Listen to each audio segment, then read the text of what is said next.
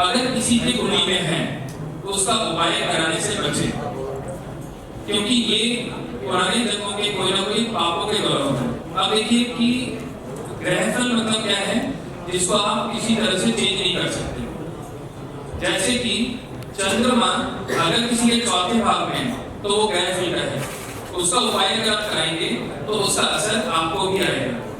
चंद्रमा सिर्फ चौथे घर को छोड़कर बाकी हर घर में राशिफल का है। राशिफल का मतलब उसका उपाय कराया जा सकता है। अगर मैं सूर्य की बात करूं, सूर्य छठे घर में ग्रहफल का होता है, लेकिन हमें पता होना चाहिए कि ग्रहफल कहाँ नहीं है। जहां पे आप उसके शक्ति हालात, मतलब राशिफल मतलब उसकी शक्ति हालात का फायदा लेके आप किस्मत को बदल सकते हैं। सबसे कॉमन होता है कि राहु केतु के प्रॉब्लम है ना, लेकिन राहु केतु कहाँ खराबी करते हैं और कहाँ वो ग्रहफल के हैं, इसकी जानकारी बहुत जरूरी है। अब आपने देखा होगा राहु 12 जब भी होता है वो हॉस्पिटल की, जेल की, इस तरह की समस्या लेकर रहता है, लेकिन वो ग्रहफल का है। अगर आप उसका उपाय करने की कोशिश करेंगे तो वहां पे आपको दिक्कत जरूर आएगी। तो ऐसे क्षेत्र में क्या करना चाहिए? तो बहुत ही सिंपल है।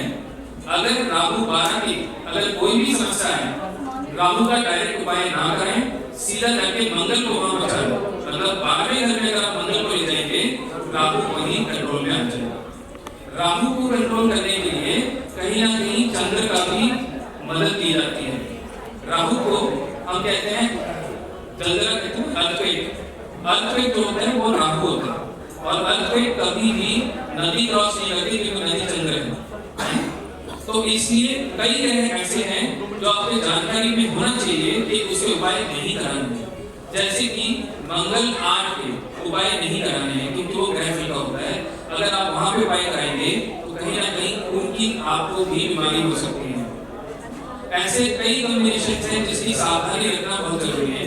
अगर आप इसके बारे में डिटेल जानना चाहते हैं, मेरे YouTube चैनल आप जाइए veryrecho.in, वहां पे भी मैंने प्रॉपर ग्रहफल को डिटेल में एक्सप्लेन किया है, कौन सा ग्रह कहाँ पे ग्रहफल का है, कहाँ पे राशिफल का है। क्योंकि मैं ये देखता हूँ आजकल के दुनिया में जितने भी एस्ट्रोलॉजर्स हैं वो रेमेडी की किताब पढ़ते हैं और रेमेडी करा देते हैं। अब मैं आपको एक और सूत्र बताता हूँ राहुल का।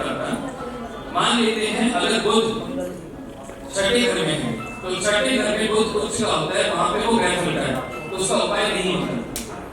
लेकिन कई लोग क्या पता करा देते होंगे, तो कराएंगे तो कहीं ना कहीं उसमें दिक्कत आएगी।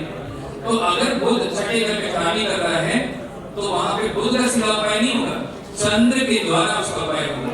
तो ये कई सूत्र है लाल किताब के जो जानकारी आप लोगों को जरूर लेनी चाहिए, क्योंकि हम किसी की जिंदगी में कोई भी समस्या है उसको ठीक करने की कोशिश करते हैं। देखिए प्रेडिक्शन अपनी जगह है, अगर आप सोल्यूशन नहीं दे सकते हैं ना तो कोई दोबारा नहीं आएगा आपके पास। सोल्यूशन देना बहुत जरूरी है, लेकिन सोल्यूशन देने से पहले आप अपने आप की सावधानी जरूर करें, नहीं तो आप भी मुश्किल में पड़ सकते हैं। धन्यवाद।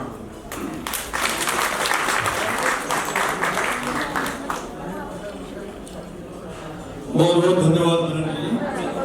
कोई भी वक्ता जो भी आकर अपना वक्तव्य दे जाते हैं उनको आप बहुत ध्यान से सुने, और कोई आपको उसमें काम की बात मिलती है तो उसको नोट डाउन कर लें।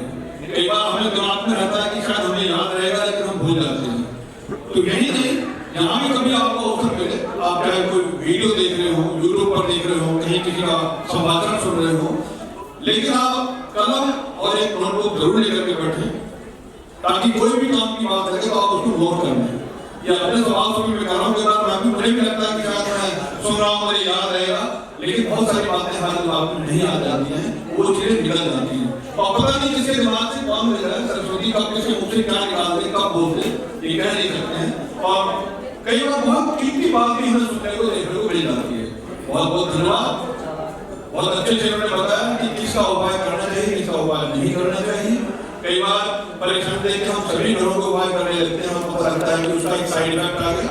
जैसे एलोपैथी खाते हैं दवाइयाँ, तो दवाइयाँ खाने का पता लगा उसके साइड इफेक्ट आ गए, तो साइड इफेक्ट खाली दवाई में नहीं होते, उपायों के अंदर भी होते हैं। तो उपाय भी बहुत सोच समझ के करने चाहिए।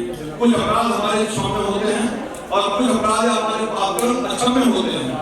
अगर अक्षम्य है, हमने कोई घोर अपराध किया तो आप उसके लिए कुछ भी करें, उसका प्रायश्चित नहीं है। कुछ ऐसे ही भाव किताब के लोग जानकार हैं या जिन्होंने इसकी रचना किया, शायद इसी सूत्र को ध्यान में रखते हुए उसका प्रतिपादन किया होगा। आइए इसी क्रम को आगे बढ़ाते हैं और कहते हैं कि बाढ़े पुत्र पिता के घर में और खेती उपजे अपने घर में।